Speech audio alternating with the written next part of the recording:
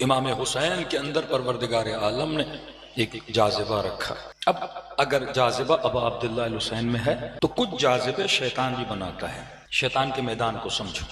شیطان کا جاذبہ زینت دنیا ہے، تجارت ہے، بزنس ہے۔ وہ صبح سے شام تک ایک فکر پہ لگاتا ہے کہ پیسہ کیسے بنانا ہے، پھر وہ یہ سکھاتا ہے جب پیسہ بنا لیا پھر صبح سے شام تک یہ سکھاتا ہے کہ تم نے پیسہ خرچ کہاں کرنا ہے۔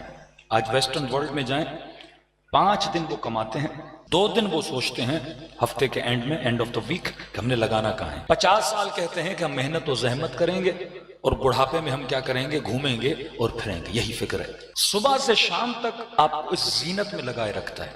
ابن سعد زینت شہر رہ، شمر زینت سکہ و درہم۔ لیکن امام حسین کے لیے کون سی چیز زینت تھی کہ وہ شخص کہے کہ گودی قتل گاہ میں حسین ایڑیاں رگڑ رہے ہیں، لیکن وہاں پر بھی نگاہ خالق کی طرف ہے اور آواز جو رضن برضا تسلیما لامر لا معبود سواک، کہ خدا بس اتنا بتا تو حسین سے راضی ہوا کہ نہیں ہوا۔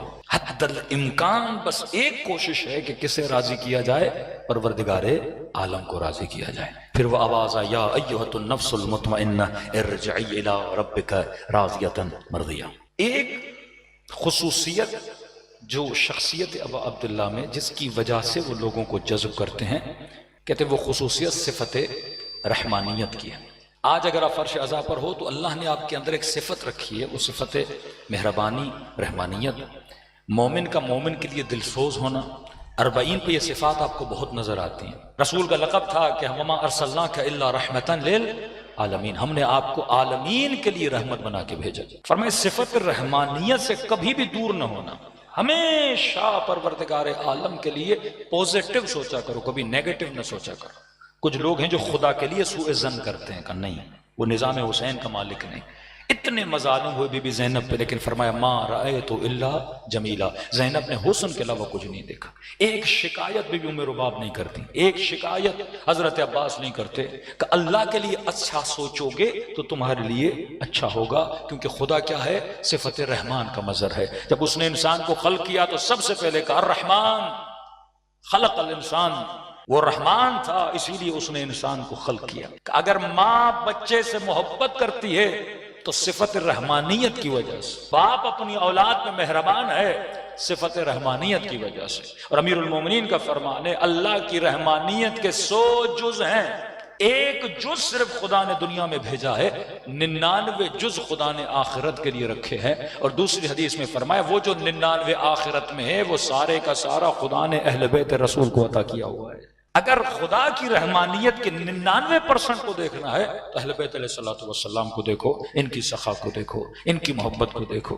فرمایا حضرت آدم نے جب ترک اولا کیا زمین پر آئے، لیکن پہلے قصہ سن لیں تاکہ رحمانیت کا آپ کو احساس ہو۔ کہتے ہیں حضرت موسیٰ گزر رہے تھے، انہوں نے دیکھا ایک پہاڑی پہ ایک خاتون ہے جس کی گود میں 6 مہینے کا بچہ ہے، اپنے سینے سے لگا کے اس پہاڑی پہ چڑھ رہی ہے۔ حضرت موسیٰ کہتے ہیں وہ خود کو گویا موت کے منہ میں بھی ڈال رہی ہے لیکن بچے کو نہیں چھوڑ رہی، چپکایا ہوا ہے بچے کو اپنے سینے پہ۔ حضرت موسیٰ نے کہا پروردگارا یہ ماں جو بچے سے اتنی محبت کر رہی ہے یہ کس وجہ سے ہے؟ اللہ نے فرمایا موسیٰ یہ میری رحمانیت کی صفت ہے جو میں نے ماں کے دل کے اندر رکھی، اگر میں نے رکھتا یہ ماں بچے سے محبت نہ کرتی۔ کہا خدایا تھوڑی دیر کے لیے اس کے دل سے یہ چیز نکال دے۔ اللہ نے کہا ٹھیک ہے۔ حضرت موسیٰ کہتے ہیں جیسے خدا نے کہا میں نکال رہا ہوں تو میں نے دیکھا اسی ماں نے اپنے بچے کو اسی پہاڑی پہ رکھا اور خود آگے بڑھ گئی۔ 6 مہینے کا بچہ جیسے زمین پہ پڑا، اپنے پاؤں ہلانے لگا، ہاتھ ہلانے لگا، زار و قطار رونے لگا، لیکن ماں کو ذرہ برابر بھی پرواہ نہیں تھی، وہ آگے بڑھے جا رہی تھی۔ حضرت موسیٰ سے برداشت نہیں ہوا کہ پروردگارا ماں کے دل میں واپس رحمانیت کی صفت کو ڈال دے۔ کہ جیسے خدا نے واپس پلٹائی اس رحمانیت کی صفت کو، یہ ماں دوڑتی ہوئی تڑپتی ہوئی بچے کے پاس آئی اور سینے سے لگا دیا۔ فرمایا اگر تو بچے سے محبت کرتا ہے اور ماں اگر بچے کو سینے سے لگاتی ہے، یہ ماں کا کمال نہیں ہے، یہ اس محبت کا کمال ہے جو خدا نے ماں کے سینے کے اندر ڈالی ہوئی ہے۔ یہ لفظ رحمان کے مظہر بنا دیتا ہے خدا آپ کو۔ یہ پوری کائنات، آپ پانی پیتے ہو، پانی آپ کو فائدہ دیتا ہے، یہ صفت نافع پروردگار عالم کا اثر ہے کہ کوئی چیز آپ کو فائدہ دے رہی ہے۔ کہا کہ ایک پتا درخت سے گر نہیں سکتا اگر پروردگار عالم نہ چاہے۔ حضرت آدم ترک اولا کر کے زمین پر آئے، پروردگار عالم کو عرض کی خدایا میں تو نبی ہوں، اس بدبخت نے مجھ سے ترک اولا کروا دیا، میرے بچے کیا کریں گے، میری نسلیں کیا کریں گی، اس شیطان سے کیسے بچیں گی؟ کہ خدا تو نے خود کہا کہ ہر انسان جب پیدا ہوتا ہے اس کے پیچھے 2 شیطان ہوتے ہیں، بھلا ان شیطانوں سے کیسے بچیں گے؟ یہ حال رہا تو میری پوری نسل کہیں جہنمی نہ بن جائے۔ پروردگارا تو رحمان ہے، تو رحیم ہے، تو میرے بچوں پہ مہربان بن، تو کوئی ہدیہ دے، تو کوئی عطا دے۔ اللہ کی آواز ہے جبرائیل آدم کو کہہ دو کہ میں چند چیزیں اسے عطا کر رہا ہوں اور اس کے کہنے پہ عطا کر رہا ہوں۔ پروردگارا کون سی چیز؟ اللہ کی آواز آئی اگر تمہاری نسل میں سے تمہارا کوئی بچہ نیکی کا ارادہ بھی کرے گا میں اس کے نام عمل میں نیکی کو لکھوں گا۔ ابھی نیکی کی نہیں، آپ نے ارادہ کیا حسین کی مجلس میں جانا ہے، جا نہیں پائے، اللہ اس ارادے کو بھی کیا شمار کرتا ہے؟ نیکی کرتا ہے۔ حضرت آدم نے کہا خدا اور دے، پروردگار عالم نے کہا اگر کوئی نسل میں سے نیکی کرے گا میں ایک نیکی کے بدلے میں 10 نیکیاں لکھواؤں گا۔ کہ پروردگارا اور دے۔ خدا نے کہا اگر تمہاری نسل میں سے کوئی بندہ گناہ کرے گا، پہلے یہ نہیں تھا، اب گناہ کی تو سزا ملنی ہے، لیکن خدا نے کہا اگر گناہ کرے گا اور گناہ کی توبہ کرے گا تو گویا اس نے کبھی گناہ کیا ہی نہیں تھا۔ میرے چھٹے ماں فرماتے کہ اور اللہ نے اضافہ کیا، کہا کہ آدم اگر تمہاری نسل میں سے کوئی گناہ کرے گا میں ملائکوں کو حکم دوں گا 7 گھنٹے تک اس کی برائی کو لکھا نہ جائے۔ اور علماء فرماتے ہیں نمازوں کے بیچ میں جو خدا نے فاصلہ رکھا شاید اس لیے رکھا ہے کہ صبح کو گناہ کیا، دوپہر کو مصلی عبادت پر آئے، توبہ کرے، خدا اس کے گناہ کو کیا کر دے؟ مٹا دے۔ ان الحسنات یذہبن السیئات، جو حسنات ہیں انسان کے گناہوں کو مٹا دیتے ہیں۔ کہا اور خدا سے مانگا، پروردگار عالم نے کہا اے آدم اگر تمہاری نسل میں سے کوئی گناہ کرتا ہے اور گناہ کرنے کے بعد اپنے گناہ کو عیا نہیں کرتا، حیا کھاتا ہے، گناہ کو چھپاتا ہے، گناہ کے استتار کرتا ہے، کسی کو بتاتا نہیں ہے، اللہ کہتا ہے اس نے توبہ کی نہیں ہے لیکن کیونکہ یہ حیا کر رہا ہے، اپنا گناہ لوگوں کو بتاتا نہیں ہے، میں اس حیا کی خاطر اس کے گناہ کو معاف کر دوں گا۔ اور فرمایا اگر نیکی چھپ کے کرے گا، ایک نیکی کا 10، لیکن کہ اگر نیکی بالاستتار کرے گا، چھپ کے کرے گا، کسی مومن کی مدد کی اعلان نہیں کروایا، مسجد بنائی اعلان نہیں کروایا، کہ نیکی چھپ کے کرتا ہے تو پھر خدا کہتا ہے ایک نیکی کے بدلے میں 70 نیکیوں کو ثواب سے کیا کروں گا؟ عطا کروں گا۔ تبھی معصوم فرماتے خدا کے لیے حسن زن کبھی برا نہ سوچا کرو، کیونکہ اس کی رحمت کا دائرہ اتنا وسیع ہے، تبھی اس نے تیرے دل میں حسین ابن علی کی محبت کو داخل کیا ہوا ہے۔ لیکن جوانوں کے لیے ایک جملہ فرماتے بڑے سے بڑا گناہ کیا ہو، ایک تو اللہ کی رحمت سے مایوس نہیں ہونا، کیونکہ دنیا کا کوئی گناہ بھی اللہ کی رحمت سے بڑا نہیں ہے، یہ جاذبہ پروردگار عالم ہے۔ کیا آپ دعائے کمیل میں پڑھتے ہیں کہ ماں ہاں کذا ظن بک، اے خدا میں نے نہیں سوچا کہ تو مجھے جہنم میں ڈالے گا۔ اے خدا کیسے ممکن ہے جو پیشانیاں تجھے سجدہ کریں تو ان پیشانیوں کو جہنم میں ڈالے؟ اے خدا کیسے ممکن ہے جس زبان نے یا اللہ کہا ہو اس زبان کو تو جہنم میں ڈالے؟ آغا مظاہری ایک جملہ اور بڑھاتے فرماتے ہیں خدا کیسے ممکن ہے جن ہونٹوں نے حسین کی زری کا بوسہ لیا ہو تو ان ہونٹوں کو جہنم میں ڈالے؟ اے خدا کیسے ممکن ہے جو ہاتھ حسین کے لیے سینے پہ لگے ہوں تو اس بدن کو جہنم میں ڈالے؟ کہ جتنا خدا کے لیے حسن زن کرو گے خدا اتنا تجھے کیا کرے گا؟ عطا کرے گا۔ شیطان چاہتا ہے بندہ خدا کے لیے برا سوچے۔ یزید نے کیا کہا زینب خدا نے تجھے اسیر بنایا، خدا نے تیرے بھائی کو مارا، خدا نے تیرے بچوں کو مارا۔ بی بی زینب نے اللہ کے لیے کیا سوچا؟ اچھا سوچا۔ فرمایا ما رأیت الا جمیلا، اچھا سوچا اور خدا نے اسی حسن کو کائنات میں پھیلا دیا۔ یزید اسارت کو دیکھ رہا تھا، بی بی زینب گناہوں میں ان اسیر گنہگاروں کو دیکھ رہی تھی جو فرش عزا پہ آنے کے بعد ہور بن بن کے باہر نکل رہے تھے۔ یہ حسن فرش عزا تھا، یہ حسن فرش عزا تھا۔ اور رحمت الہی جو رحمت واسعہ ہے، امیر المومنین کے پاس ایک جوان ہے، جوانوں کے لیے عرض کر رہا ہوں کبھی بھی گناہ کرو اپنے گناہ کو بتایا نہ کرو، حیا کیا کرو خدا سے۔ آج سوشل میڈیا ہے ہی اس کے لیے کہ اپنے گناہوں کو پھیلائیں۔ نظام شیطان زینتوں کو دکھاؤ، نظام شیطان چھوٹا سا گھر لیا دکھاؤ، چھوٹا سا موبائل دیا دکھاؤ، آج جب بیماری ہے نا، تھوڑی مہنگی سی واچ لی تو بار بار آگے پیچھے کرے گا کہ جناب دیکھ لو میں نے بڑی مہنگی واچ پہنی ہوئی ہے. آئی فون کا نیا موبائل لے لیا تو پچھلا حصہ دکھائے گا کہ 3 کیمروں کو دیکھ کے سمجھ جائے کہ نیا ماڈل میرے ہاتھ میں. یہ جو مائی سیلف ہے نا، فوٹو بھی لیتے ہیں تو سیلفی، یہ نظام شیطان سیلف کو ابھارتا ہے. نظام خدا سیلف کو نہیں ابھارتا، وجود خدا کو ابھارتا ہے کہ تو یہاں اللہ کی ذات میں جذب ہونے کے لیے آیا ہے. دنیا میں اللہ للہ، آخرت تیرے لیے ہے. وہاں خدا تجھے ابھارے گا کہ یوم تری المؤمنون والمؤمنات یسعی نورہم بین ایدیہم وبایمانہم.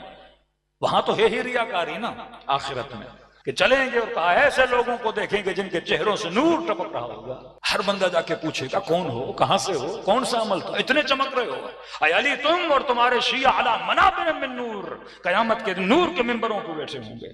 جاہ و جلال میں ایسا لباس جنتیوں کو پہنایا جائے گا، زمرد، عقیق، سونا اور زیور زیب تن کر کے ان کو لایا جائے گا. وہاں تجھے دکھایا جائے گا، یہاں تو نے خدا کی ذات کو دکھانا ہے. کربلا میں حسین نے کس کے نام کو بلند کیا؟ پروردگار عالم کے نام کو بلند کیا. آج جتنے شہداء آپ دیکھیں گے بس اللہ کا نام لیتے ہیں، فنا فی اللہ ہو جاتے ہیں، اپنی فکر نہیں کرتے، دین خدا کی فکر کرتے ہیں، اس میں خدا کی فکر کرتے ہیں. کہ جوان کائنات میں آؤ تو کبھی بھی اپنی ذات کو عیاں نہ کیا کرو، ریاکاریوں میں مبتلا نہ ہوا کرو، اور اگر گناہ بھی کرو تو اس گناہ کو پھیلایا نہ کرو سوشل میڈیا کے ذریعے سے.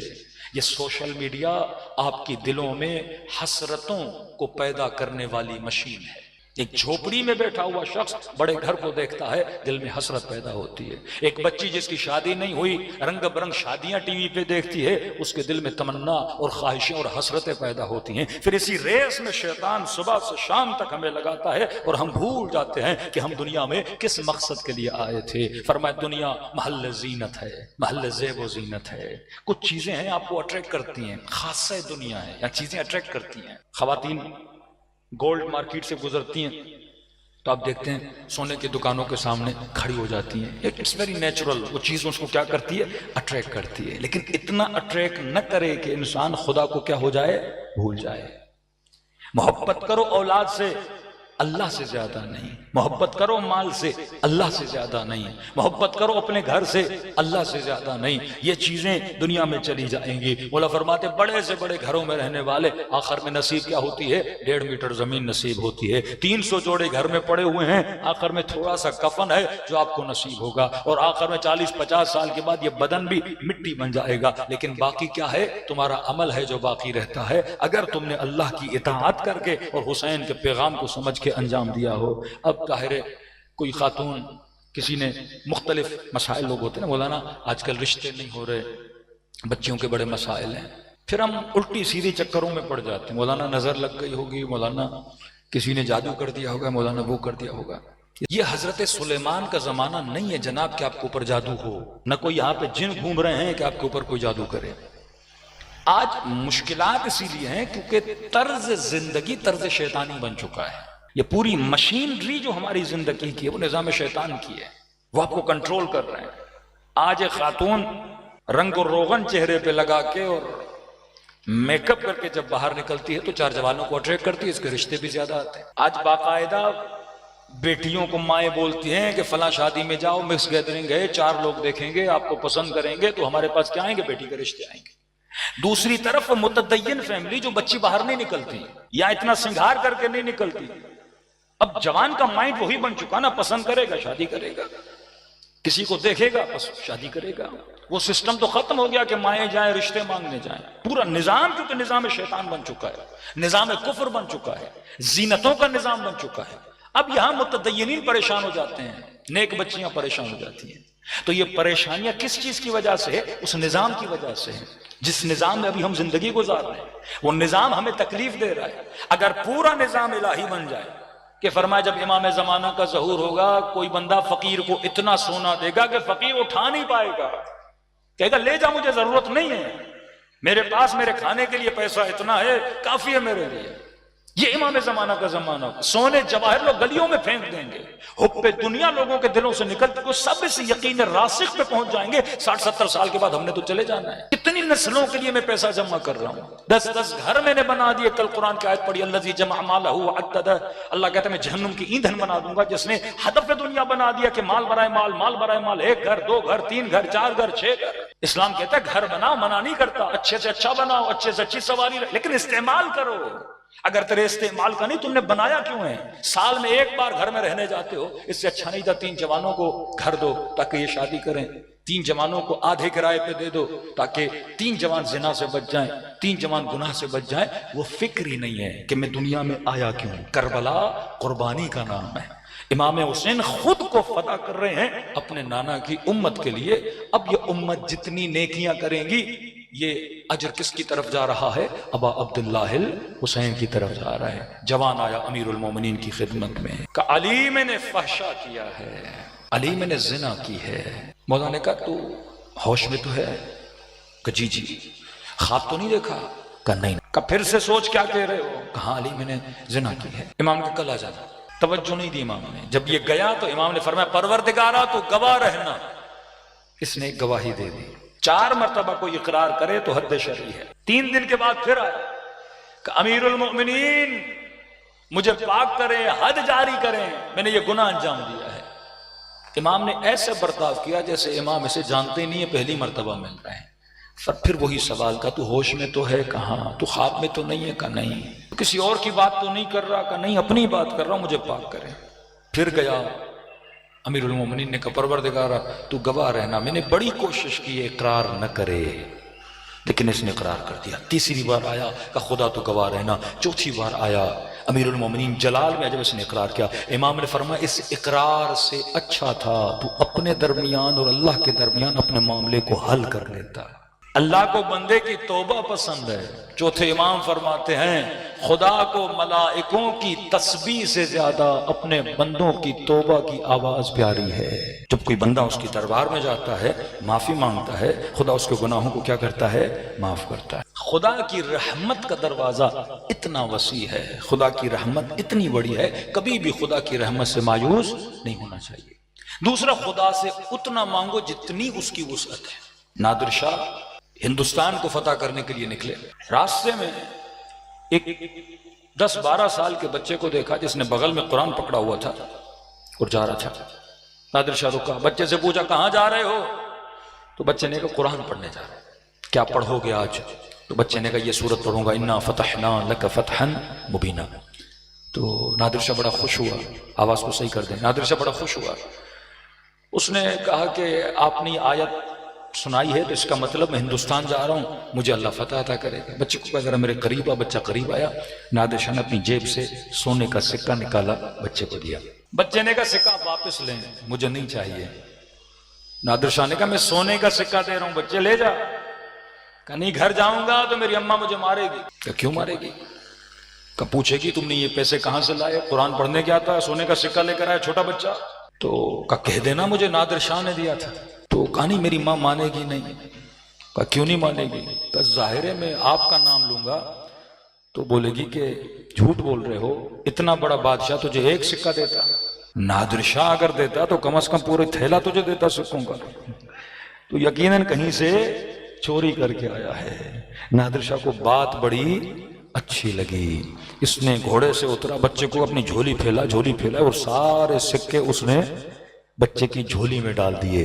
یہی معصوم سمجھانا چاہتے ہیں خدا سے اتنا مانگ جتنی خدا کی وسعت ہے۔ اللہ سے کم پہ راضی نہ ہوا کر۔ ہاں مال دنیا پہ قناعت ہے، لیکن جب آخرت خدا سے مانگو، ثواب خدا سے مانگو، حرم حسین میں جاؤ، رات کے اندھیری راتوں میں مصلی پہ بیٹھو، اتنا مانگ جتنی کیا ہے اس کی وسعت ہے، اور وہ عطا کرتا ہے۔ کبھی بھی خدا کے لیے برا نہ سوچا کرو۔ مصیبتیں آئیں معصوم فرماتے صبر کیا کرو، نعمتیں آئیں فرمایا شکر کیا کرو۔ یہی مجلس حسین ہے، گھر جاؤ 2 رکعت نماز ہے شکرانہ بتا کرو۔ کہتے ہیں چنگیز خان جب ایران پہنچا، نیشاپور میں اس نے بڑا قتل و غارت کیا، بے انتہا رہزن شخص تھا، خون کی ندیاں بہا دی اس نے نیشاپور میں۔ نیشاپور سے ہمدان گیا، ایران کا ایک شہر ہے، ہمدان کے شہر کے میدان میں اس نے سارے ہمدانیوں کو جمع کیا، لوگوں کو جمع کیا. لوگ کانپ رہے تھے، ظالم ہے، گردنیں کاٹ دے گا، مار دے گا. چنگیز خان نے کہا کہ میرے ایک سوال کا جواب دو، اگر صحیح دو گے تو تم لوگوں کو چھوڑ دوں گا. کہا پوچھئے. تو کہا یہ بتاؤ میں خود یہاں پہ آیا ہوں یا خدا نے مجھے بھیجا ہے؟ اب سارے لوگ پریشان، اگر کہتے ہیں خود آئے ہو کا پھر بھی مار دے گا، اگر کہتے ہیں خدا نے بھیجا ہے پھر بھی مار دے گا. تو وہاں سے ایک چرواہا گزر رہا تھا، اس نے سنا. اس نے کہا چنگیز خان میں جواب دیتا ہوں. کہا جی دو. کہا نہ تو خود آیا ہے نہ تجھے خدا نے بھیجا ہے. کہا پھر کیوں آیا ہوں؟ کہا ہمارے عمل نے تجھے بھیجا ہے، کیونکہ ہمارے اوپر ایسے ایسے حکمران آئے، نیک آئے، کچھ آئے، ہم نے کسی کی قدر نہیں کی. خدا نے تجھے ہمارے اوپر بھیجا ہے، اس میں تیرا قصور نہیں. کس کا قصور ہے؟ میرے عمل کا قصور ہے. معصوم فرماتے زندگی میں اگر کوئی مصیبت آئے تو رحمت خدا پہ اعتراض نہ کیا کرو، اپنے اعمال کو چیک کیا کرو. کہیں تمہاری وجہ سے تو کچھ نہیں ہوا. امام ہادی کا زمانہ، مولا کا صحابی جب گلی سے گزر رہا تھا، ہاتھ دروازے میں آیا، زخمی ہو گیا. گلی سے گزر رہا تھا، آگے کوئی گھوڑے سوار آیا، اس کا پاؤں لگا، کاندھا زخمی ہو گیا. لوگوں کی بھیڑ میں پھنسا، لوگوں نے کھچاؤ تناو کیا، اس کے کپڑے پھٹ گئے. امام ہادی کے پاس آیا، کہنے لگا مولا آج کا دن بڑا نحس تھا. امام نے فرمایا کہتا خود کو ہمارا شیعہ ہے اور عقیدے ایسے رکھتا ہے کہ دن نحس تھا. امام فرمایا دن کو دوش کیوں دیتا ہے؟ ایک نگاہ اپنے اعمال پہ کر کہ یہ مصیبتیں جو خدا بھیجتا ہے قصور کس کا ہے؟ تیرا اپنا قصور ہے. جنگ نہروان، امیر المومنین جنگ پہ جا رہے ہیں. ایک شخص جو ستارہ شناس تھا امیر المومنین کو کہا آج جنگ پہ نہیں جائیے، آج دن بڑا نحس ہے.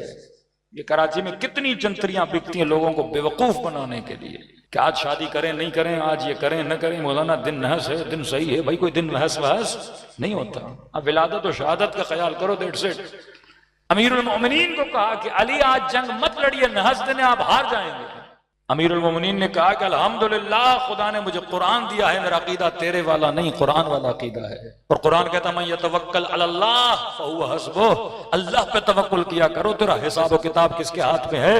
اللہ کے ہاتھ میں. مولانا نے کہا یہ تو بتا میرے لیے دن نحس ہے میں ہار جاؤں گا، اور ان کے لیے دن حسن ہے وہ جیت جائیں گے. ایک ہی دن میرے لیے نحس اور ان کے لیے کیا ہے؟ حسن ہے. انہوں نے کون سی ایسی خوبی انجام دی ہے؟ اپنے لشکر کو کہا کہ آگے بڑھو اور کہو بسم اللہ الرحمن الرحیم، اللہ کی رحمانیت کو یاد کرو. فرمایا کوئی دن نحس نہیں ہوتا، یہ انسان کا عمل ہے جو دن کو نحس بھی بنا دیتا ہے، اور یہ انسان کا عمل ہے جو دن کو اچھا بھی بناتا ہے. تبھی فرمایا جس دن مومن گناہ نہ کرے وہ مومن کے لیے عید کا دن ہے. تو ان سارے خرافات سے اپنے ذہنوں کو صاف کریں اور صرف پروردگار عالم کی رحمت کی طرف توجہ ہو. خدا بیٹیوں کے مسئلوں کو بھی حل کر دے گا، خدا رزق کی پریشانیوں کو بھی دور کر دے گا. ہم بار بار شیطان کی سوچ پہ جاتے ہیں اور شیطان زندگی میں مصیبتوں پہ مصیبتیں لاتا ہے، لیکن اگر خدا پہ توکل کیا جائے. حسین نے کس پہ توکل کیا؟ پروردگار عالم پہ. کس نے سوچا تھا اس کربلا کو خدا آج مومنوں کے لیے جنت بنا دے گا؟ یزید کو واللہ اگر پتا ہوتا کہ امام حسین کی شہادت کے نتیجے میں بنو امیہ پہ دن رات لعنتیں بھیجی جائیں گی کبھی یہ کام نہ کرتا. یہ خدا کا کمال ہے. ایک نقشہ شیطان بناتا ہے، ایک نقشہ خدا بناتا ہے.